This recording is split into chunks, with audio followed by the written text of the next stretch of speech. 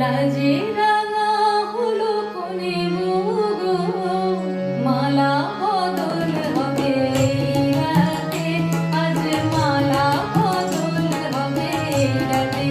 বিয়েতে সপ্তপদী অথবা সাত পাকে বাঁধা এই কথাটা আমরা শুনেছি, কিন্তু এই জগৎটা সপ্তপদে বাঁধা। আপনারা ভেবে দেখুন, কটা সাগর? সাতটি সাগর। উত্তর মহাসাগর, উত্তর আটলান্টিক মহাসাগর, দক্ষিণ আটলান্টিক মহাসাগর, ভারত মহাসাগর, উত্তর প্রশান্ত মহাসাগর, দক্ষিণ প্রশান্ত মহাসাগর, দক্ষিণ মহাসাগর, সাতটি সাগর। আবার দেখুন, সাতটি বিখ্যাত নদী: গঙ্গা, যমুনা, গোদাবরী, সরস্বতী, নর্মদা, সিন্ধু, কাবেরী। সাতটি সুধা: দুধ, দই, লবণ, ইক্ষু, সুরা, সর্পি, জল। রামধনুর সাতটা রং: বেগুনি, নীল, আকাশী, কমলা, লাল। এই রকম সাতটা রং। তাহলে সাতটা সুরে বাঁধা আছে আমাদের এই জগৎ।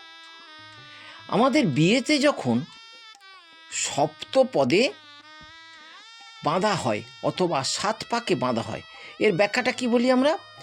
যে আমরা সাতটা সুধা সমুদ্রের মধ্যে নিমজ্জিত হচ্ছি, যার জন্য আমাদের দাম্পত্য জীবনটা সুখের হয়।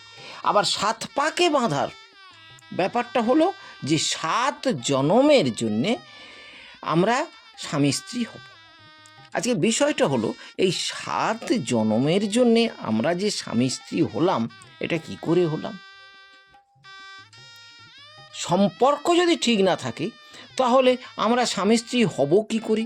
অনেক সময় দেখা যাচ্ছে বিয়ে ছাদনাতলায় থেকে বর উঠে চলে যাচ্ছে, বিয়ে হচ্ছে না, অন্য কারোর সঙ্গে হচ্ছে। এর থেকে আমরা ধরবো না যে 7টা জন্মের সঙ্গে এই সম্পর্ক বাঁধা আছে। এই জন্মে দেখা যাচ্ছে স্বামী স্ত্রীর ওপরে অত্যাচার করছে, অত্যাচারে অতিষ্ঠ হয়ে স্ত্রী আত্মহত্যা করছে, অথবা বিপরীত, স্ত্রীর অত্যাচারে স্বামী আত্মহত্যা করছে, দুজনের ছাড়াছাড়ি হচ্ছে, দুজনের অহিনুকুলের সম্পর্ক। এইরকম যদি হয়, তারা এক জীবনে যারা কাটাতে পারলো না, তারা 7 জীবনে কাটাবে কি করে? অনেকে বলে যে ওই 7 পাকে বাঁধা মানে 7টা জীবনের জন্যে বাঁধা পড়ে গেল, কিন্তু বাস্তবে তো সেটা হতে পারে না। আমি যেমনটা ভাবে থাকবো, আমার জীবনশৈলী, আমার জীবন প্রবাহ যেমন হবে, আমার সঙ্গে ঠিক সেই রকম মেয়ে আসবে।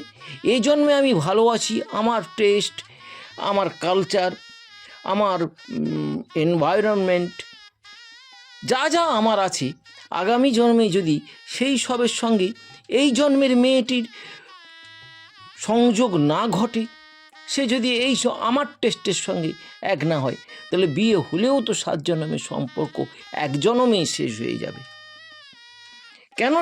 কেন যে এই 7 পাকে বাঁধাকে 7 জন্মের সম্পর্কের কথা তুলনা করা হয়েছিল, সেটা আজও আমরা জানি না।